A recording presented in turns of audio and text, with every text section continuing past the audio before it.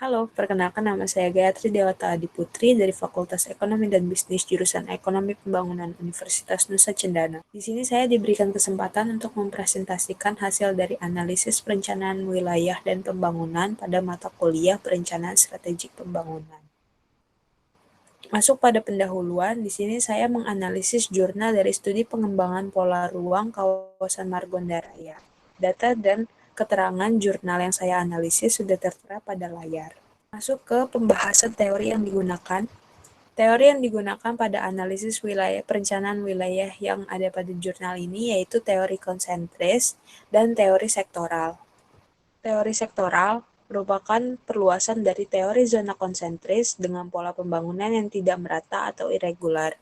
Teori sektoral merupakan teori yang mengelompokkan tata guna lahan di wilayah perkotaan dengan arahan penyebaran dari dalam menuju keluar. Di sini ada pembagian dari zona-zona pada teori sektoral, yaitu ada 5 zona. Yang pertama yaitu zona 1, yaitu daerah pusat kegiatan atau CBD. Zona kedua yaitu daerah manufaktur atau grosir. Zona ketiga merupakan pemukiman kelas rendah. Zona keempat merupakan pemukiman kelas menengah. Dan zona kelima merupakan pemukiman kelas atas. Selanjutnya masuk kepada lokasi dan wilayah pembangunan yang dipilih dalam pembahasan jurnal ini yaitu Kota Depok, Jawa Barat. Latar belakang Kota Depok. Kota Depok merupakan salah satu kota satelit dari DKI Jakarta yang diarahkan menjadi kawasan penyediaan pemukiman. Kota Depok sendiri dikenal sebagai kawasan pusat pelayanan. Kawasan yang awalnya berupa lahan pertanian, kini telah bertransformasi menjadi kawasan strategis pusat perkotaan. Kini telah berubah menjadi kawasan yang padat dengan gedung-gedung tinggi dan kepadatan lalu lintas di sepanjang jalannya.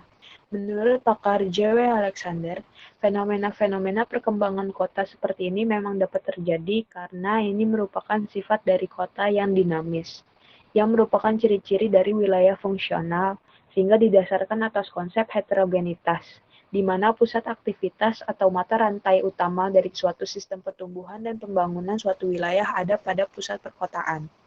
Namun, akan berindikasi menjadi suatu masalah ketika dalam kawasan wilayah perkotaan yang berindikasi erat dengan perkembangan pembangunan yang ada didasarkan pada pola kegiatan masyarakat yang ada, akan mempengaruhi perkembangan pola ruang yang dapat memberikan gambaran secara luas mengenai perkembangan yang terjadi untuk mengetahui bentuk perkembangan pola ruang yang terjadi serta kelarasannya dengan arahan pemerintah dalam dokumen rencana tata ruang yang sudah ada. Kita masuk kepada analisis dan dampak dari pembangunan wilayah Kota Depok pada perilaku penduduk sekitar.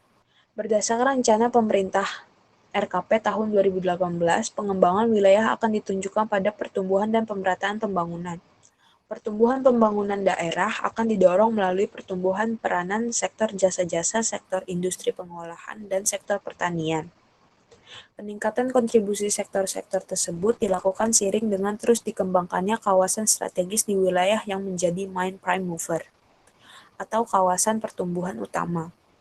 Antara lain yaitu kawasan ekonomi khusus, kawasan industri, kawasan perkotaan, yaitu megapolitan dan metropolitan, kawasan pariwisata serta kawasan yang berbasis pertanian dan potensi wilayah seperti agropolitan dan minapolitan.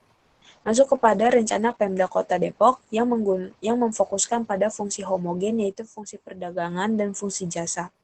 Diharapkan dengan adanya rencana pembangunan yang sudah difokuskan oleh pemerintahan dapat mendukung visi pengembangan Kota Depok itu sendiri yaitu salah satunya menjadi pusat kota perdagangan dan jasa.